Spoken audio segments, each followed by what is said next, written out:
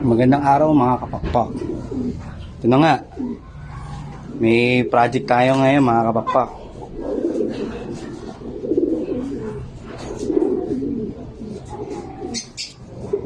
Ayo mga kapakpak, shoutout sa inyo. Ito ang project natin ngayon. Gagawa tayo ng window hood mga kapakpak. Abangan ninyo ang finished product natin mamaya.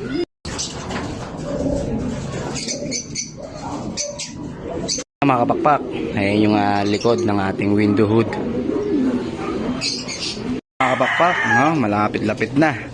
Mabilis na natin ginawa. Lilakihan na natin yung size, no? Para pwede maging breeding cage. Ayan na mga kapakpak, nagkakaroon na ng forma ang ating window hood.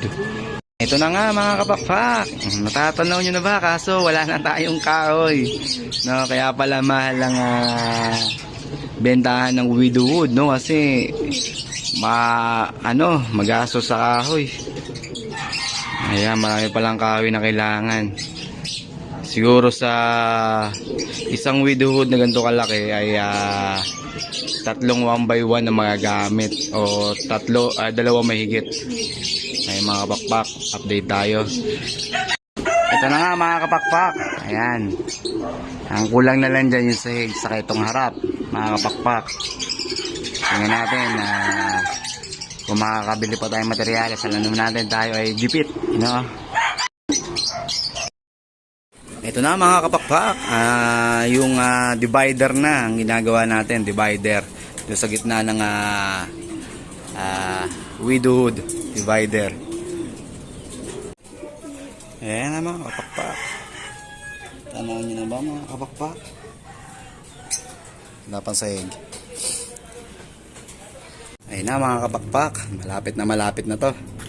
Ayan, ito yung gagawin ko rin tong pinto kaso wala ako sa tools. Yung gitasa ng ganito kaganyan sana yan, kaso kailangan ko ng panghiwa dito. Ewan ko lang kung saan ako makakahiram nun. Ayan, malapit na yung matapos mga kapakpak. Tapos dito ibukas. Ayan, ayan yung window hood natin ginawa mga kapakpak. Kakabit pa lang natin tong pinto. Ayan. Tapos ito dihila mga kapakpak. Ayan. Tapos ito ditanggal din to mga kapakpak. Ayan. Ayan na mga kapakpak, malapit na sa katotohanan ang ating window hood. Ayan. Made by teacher. Ayan, ito na mga kapakpak. Tapos na ang ating proyekto.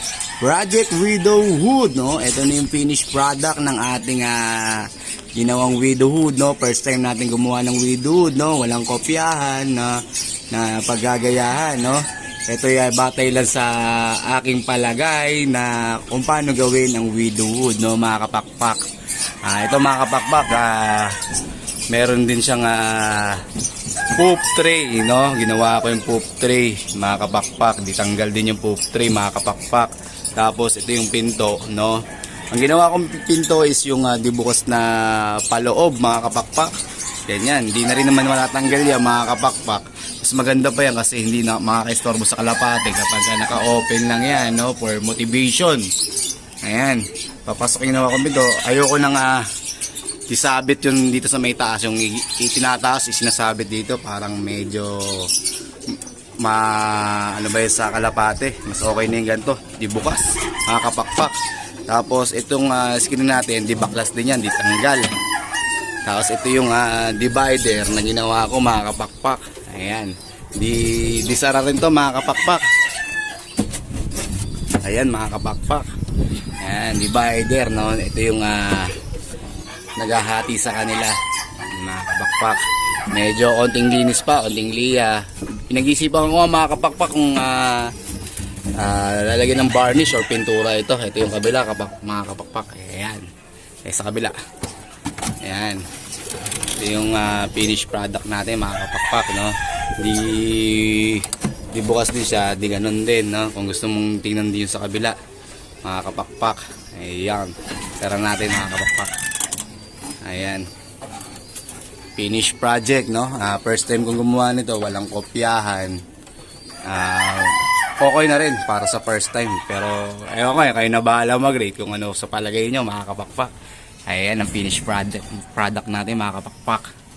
Project ni teacher yan sa kanyang loop, no? Next season ko pa yung gagamitin. Gagawa siguro ako niyan mga 5 piraso, mga kapakpak, or 6 na piraso. Ayan, para may motivation tayo, o motivation sa kalapati natin. Kailangan daw nito kasi narinig sa mga vlog na effective daw to pang motivation, no? Pang divider ran sa loob yung partner niya. Kapakpak, maraming salamat. Ano yung finished product natin, mga kapakpak. Ayan. Okay ba to, mga kapakpak? Ayun. Ayan. Ganyan. Ito yung divider, mga kapakpak. Ayan. Yun. Okay ba yun sa inyo, mga kapakpak? Ayan. First time kong gumawa niya, walang kopyahan. Sa susunod siguro mas gagandahan pa natin. Yun. Yung saraan, no? Yun. Maraming salamat sa panonood, mga kapakpak.